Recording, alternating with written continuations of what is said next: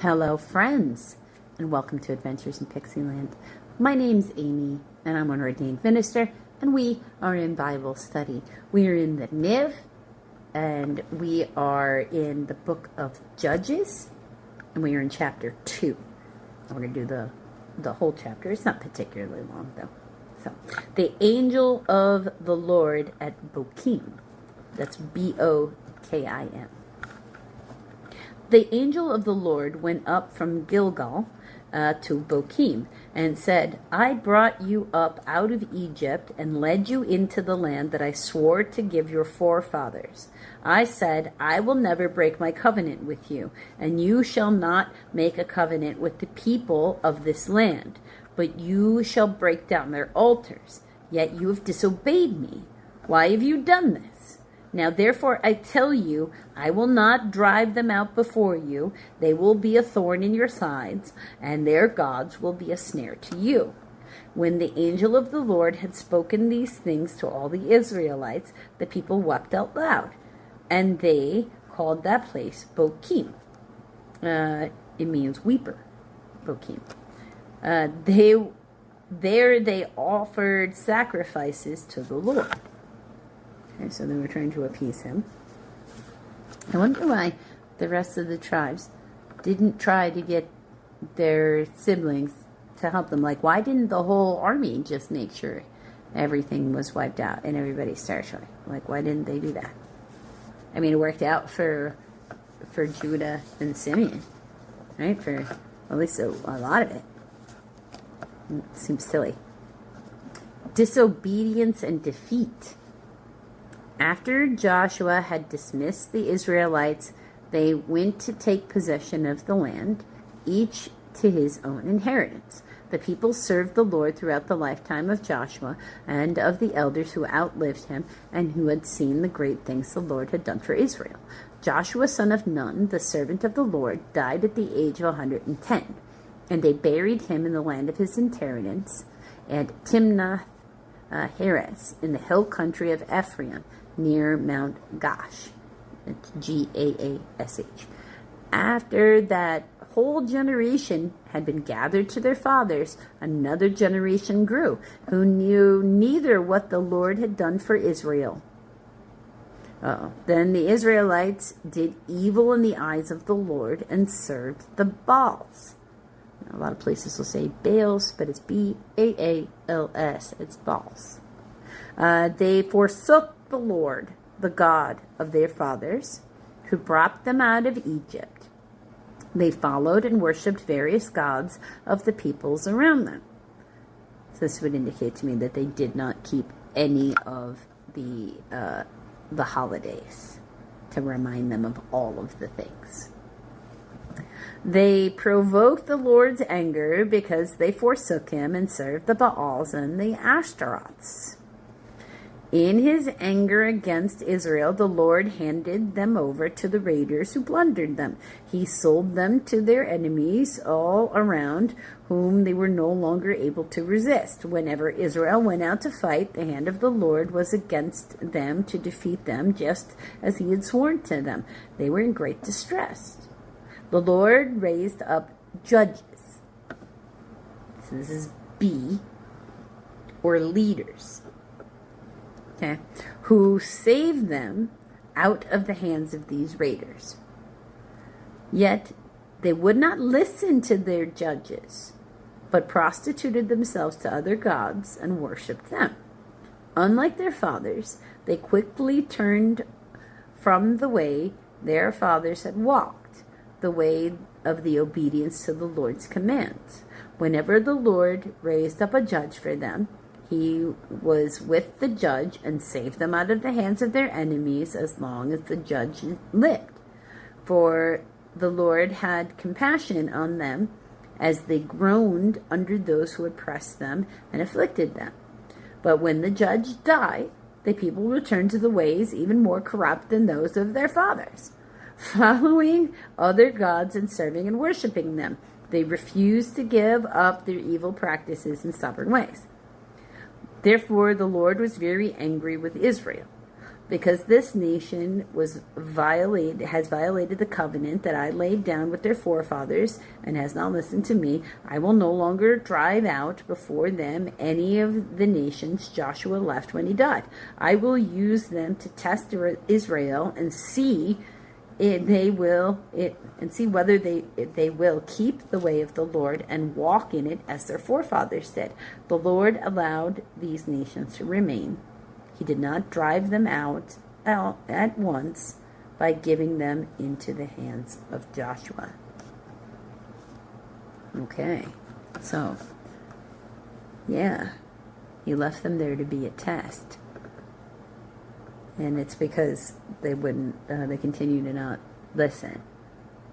They only want to listen while there's somebody there basically telling them how to do it right, instead of trying to absorb it and seek him, like on their own, like they're supposed to, really.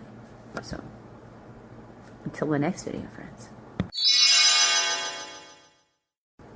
Hello, friends, and welcome to Adventures in Pixieland. My name's Amy.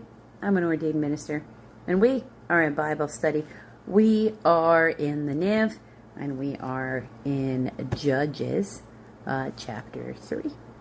So, let's jump in.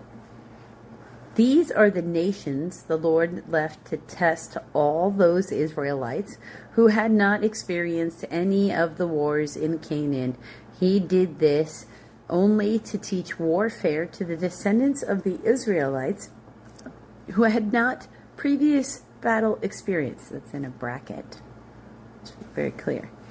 The 5 rulers of the Philistines, all the Canaanites, the Sidonites, and the Hivites living in the Lebanon mountains from Mount Baal Hermon to Lebo.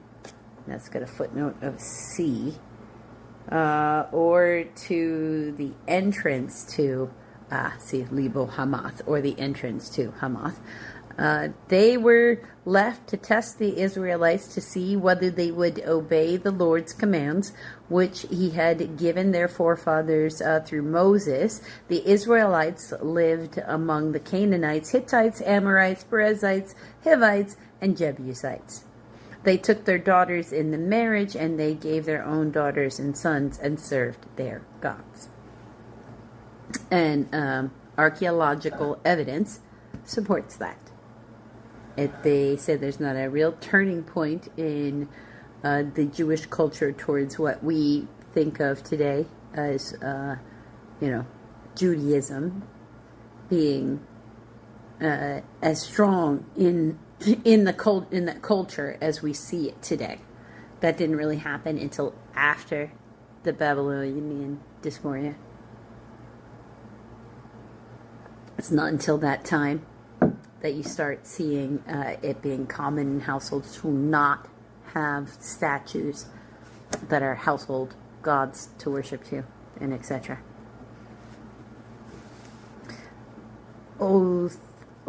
Othniel, I guess it's Othniel. I know that's a name, Othniel. The Israelites did evil in the eyes of the Lord. They forgot the Lord, their God, and served the Baals and the Asherahs. The anger of the Lord burned against Israel, so he sold them into the hands of Cushan Rishathaim. So Cushan, and then dash Rishathaim, king of Aram Naharaim.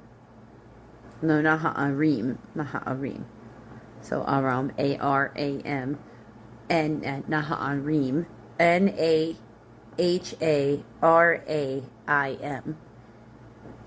which has got a footnote of D, or that is northwest most Mesopotamia, i.e., because it would be west, I do believe that would be Iraq. Because Mesopotamia, northern Iraq, crossing over into the border of Turkey. geographically by what we know today, to whom the Israelites were subject for 8 years. That's where Abraham is from, by the way, Mesopotamia. Evidence pointing to Iraq.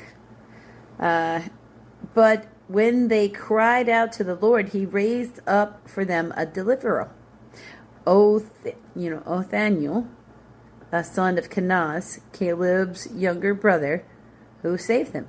The Spirit of the Lord came upon him, so that he became Israelites' judge, or leader, and went to war. The Lord gave Cushan Rishathaim, king of Aram, into the hands of Othaniel, who overpowered him. So the lands had peace for 40 years until Othaniel, son of Kenaz, died. So, okay. And now we'll start the cycle, because while it is they have a leader who's going to hold them accountable and can lead them in war and etc., then they follow the one God, and without that they fall back. Ehud, Ehud. Once again the Israelites did evil in the eyes of the Lord, and because they did this evil, the Lord gave Eglon, king of Moab, power over Israel, getting the Ammonites and the Amalekites to join him. Eglon came and attacked Israel, and they took possession of the city of palms. That is Jericho. The Israelites were subject to Eglon, king of Moab, for 18 years. Again, Israelites cried out to the Lord, and he gave them a deliverer. Ehud, left-handed man, a left-handed man, son of Gera, the Benjaminite. The Israelites sent him with tribute to Eglon, king of Moab. Now Ehud had made a double-edged sword about 1.5 feet long. Got a footnote of G, or a cubit, or about 0.5 meters, depending upon your unit of measure.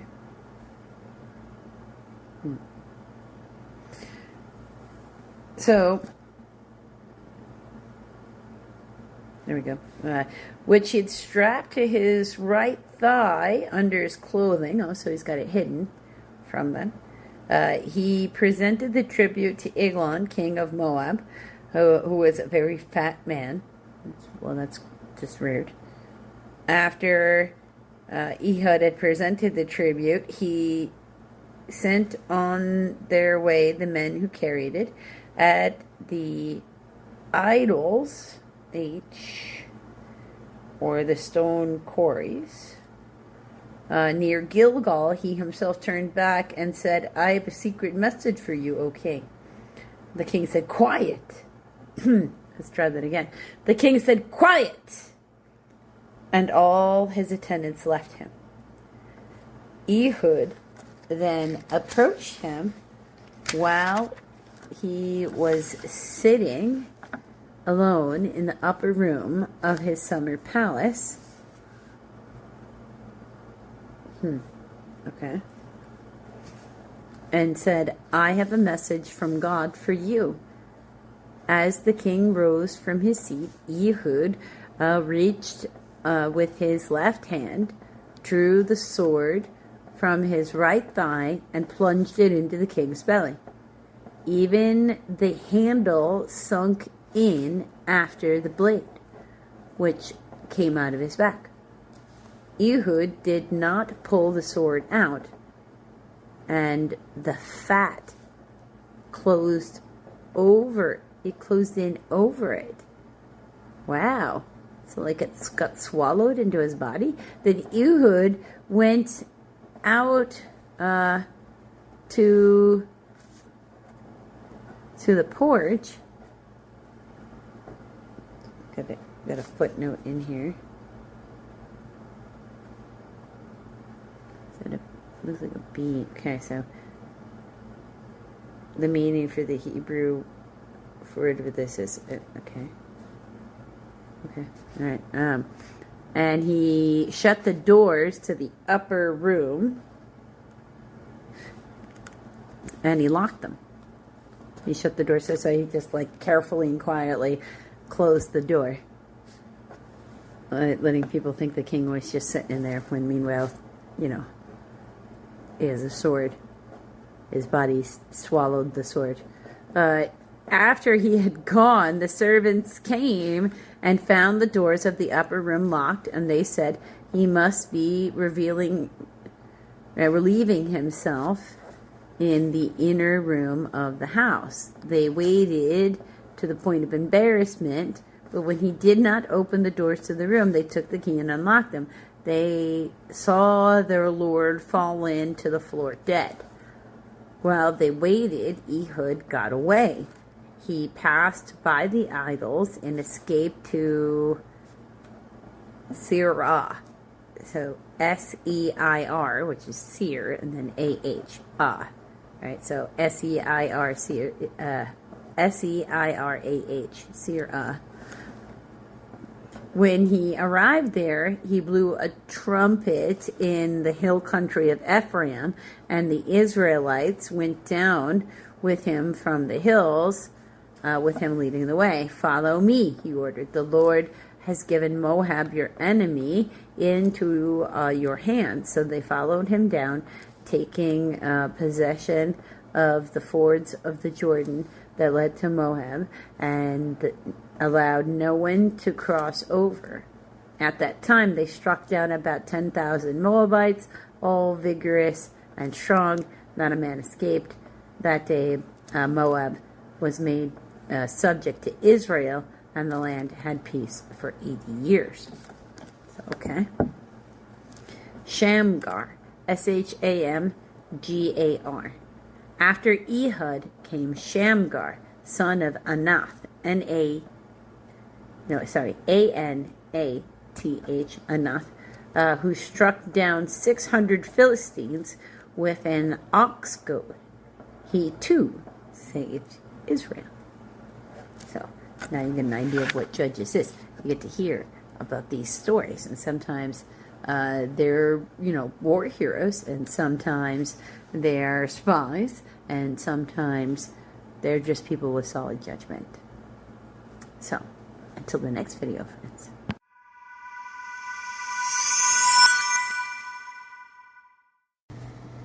Hello, friends. So, Bible study, and this one's going to be a little bit longer, and it's a little sensitive. So, Niv, Luke, 22, starting at 63, but we're actually going to go all the way till 23:12. So, in case you weren't watching yet, in case you didn't watch yesterday's video, or you haven't been keeping up with these as they go, because they are going in a sequential order, Jesus at this point has been arrested. Judas has already betrayed him, and Peter has already disowned him 3 times before the cock crows. So he's been arrested in the middle of the night, okay? Knowing that he's martyring himself. Because, remember, he knew all this was going to happen. So the guards mock Jesus. That's what 63 is under the thing for. The men who were guarding Jesus began mocking and beating him. They blindfolded him and demanded, "Prophesy. Who hit you?" And then they said many other insulting things to him. Now, in order to predict anything, one needs to be standing there in alignment in order for, to be spoken to, in order for anybody, to have that. You cannot do that while you're in pain like that, which is the abilities are then shut off because your body's automatic defense systems are what is on. So no one can ever demand somebody predict something from any, whether they're a psychic. I don't care who you're serving, the opposition or the on high. The abilities are shut off if you're beating them. So that's just stupid, no matter what side you're on, and hateful, like people. Jesus before Pilate and Herod. So this is 66. 22, chapter 22, verse 66. At daybreak, the council of elders of the people, both the chief priests and the teachers of the law, met together, and Jesus was led before them. If you are the Christ, they said, tell us. Jesus answered, if I tell you, you will not believe me. And if I ask you, you would not answer. But from now on, the Son of Man will be seated at the right hand of the mighty God. They all asked, are you then the Son of God? He replied, you are right in saying that I am. Which is not the same thing as saying, yes, of course I am. Then they said, why do we need to hear any more testimony? We have heard it from his own lips. So 23:1. And then the whole assembly rose and led him off to Pilate. And they began accusing him, saying, they have found this man subverting our nation. He opposes payment of taxes to Caesar, which is a lie, because he specifically said, give to Caesar what is Caesar's, and claims to be the Christ, a king. So Pilate asked Jesus, are you the king of the Jews? Yes, it is as you say, Jesus replied. Then Pilate announced to the chief priests and the crowd, I find no basis for a charge against this man. But they insisted. He stirs up the people all over Judea by his teaching. He started in Galilee and has come all the way here. On hearing this, Pilate asked if the man was a Galilean. When he learned that Jesus was under Herod's jurisdiction, he sent them to Herod. I don't want this problem. Oh, it's not even my problem. He's not my citizen to have to rule. Go back to your ruler and let him decide what to do with you. Who was also in Jerusalem at the time, so he didn't even have to send him far. When Herod saw Jesus, he was greatly pleased, because for a long time he had been wanting to see him. Because remember, Herod is not actually the rightful ruler of Jerusalem. He's put in place by the Romans. It's not the same thing. So he's been hearing rumor of Jesus, and he wants to see him. From what he had heard about him, he hoped to see him perform a miracle. You know, Herod is very much kept in his castle. He doesn't really go out. He's throwing lavish parties. He's a puppet king. They're just, as long as he's got a lot of money to spend and, he can get all the luxuries, he doesn't really care what happens to his people. Let the Romans do whatever they want. And that's why he was put there in the first place. He plied him with many questions, but Jesus gave him no answer. The chief priests and the teachers of the law were standing there, vehemently accusing him. Then Herod and his soldiers ridiculed and mocked him. Dressing him in an elegant robe, they sent him back to Pilate.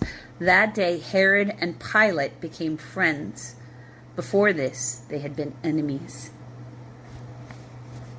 This is like the enemy of my enemy is my friend.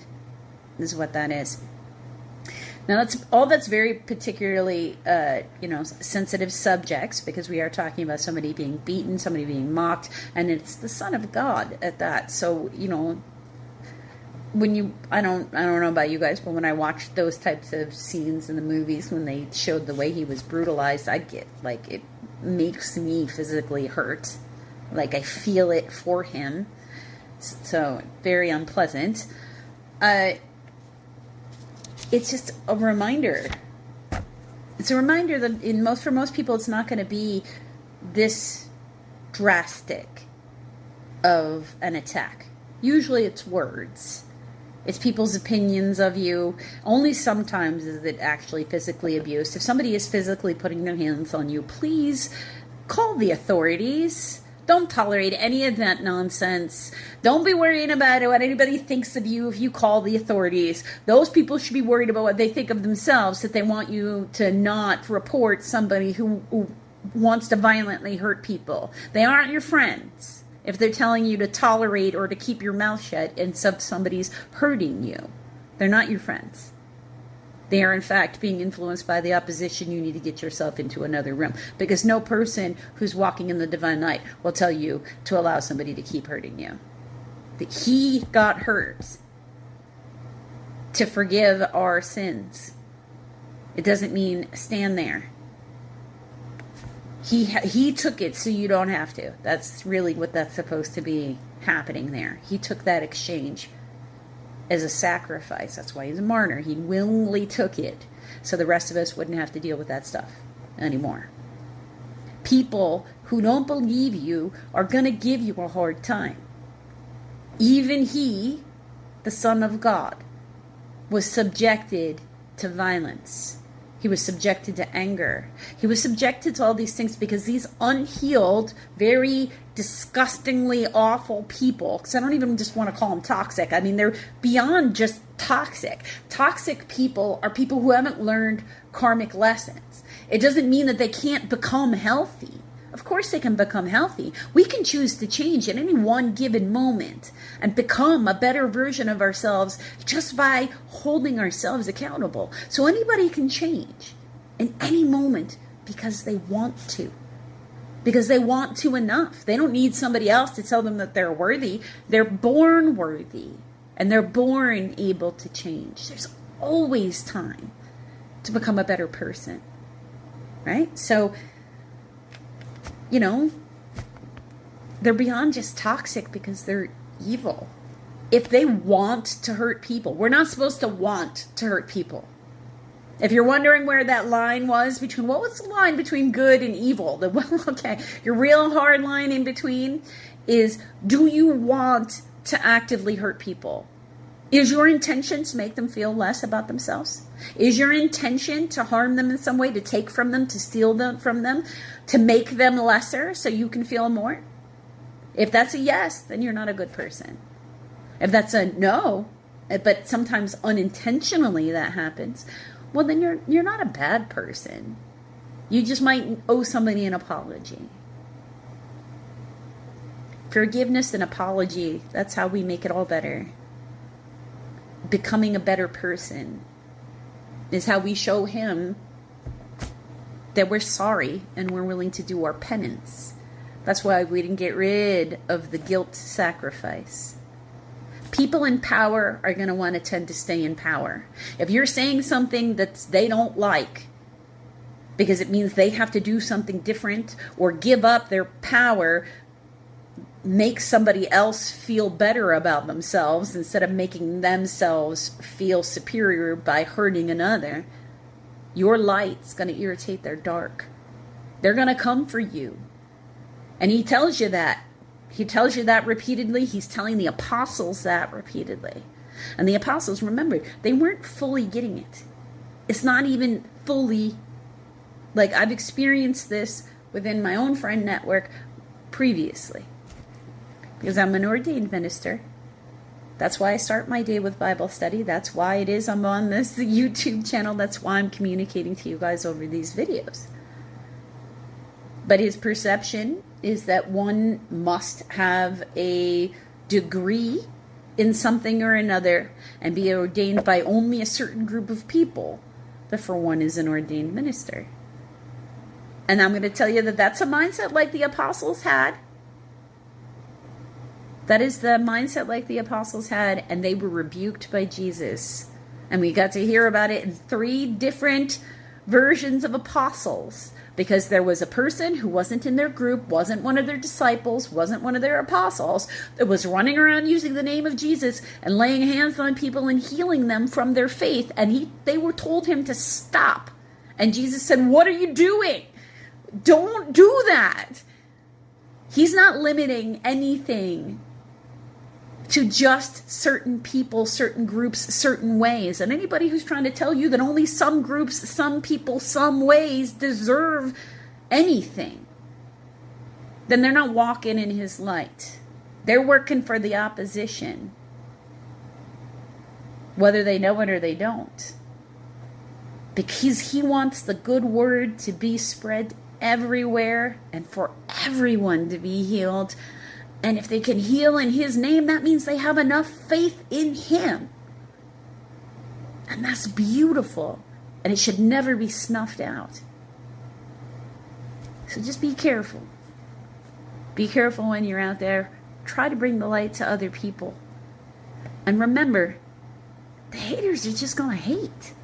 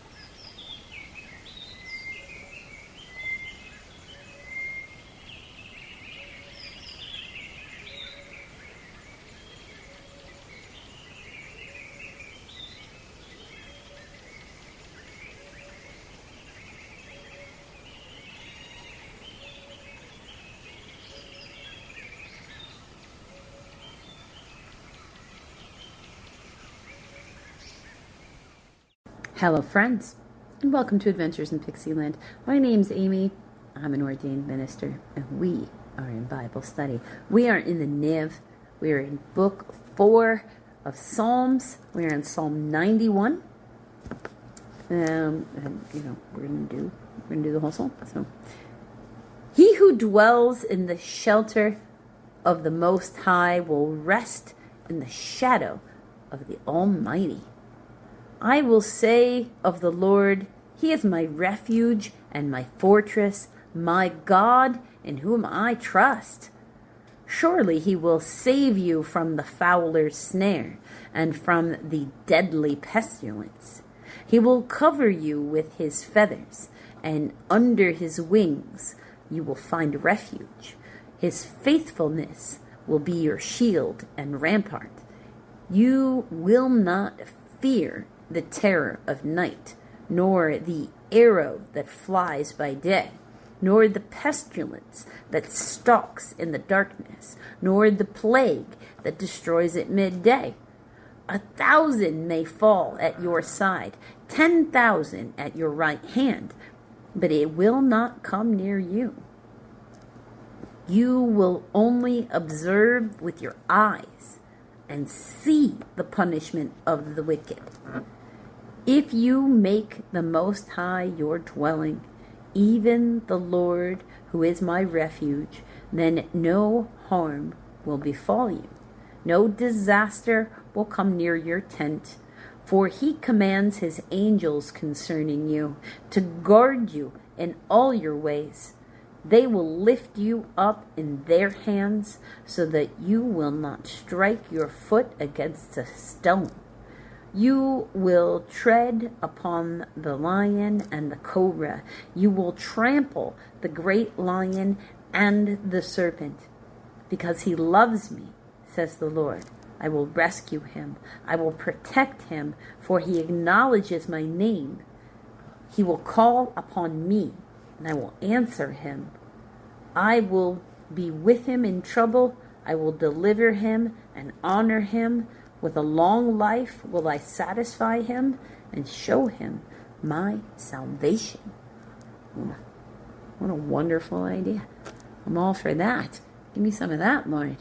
Until the next video, friends.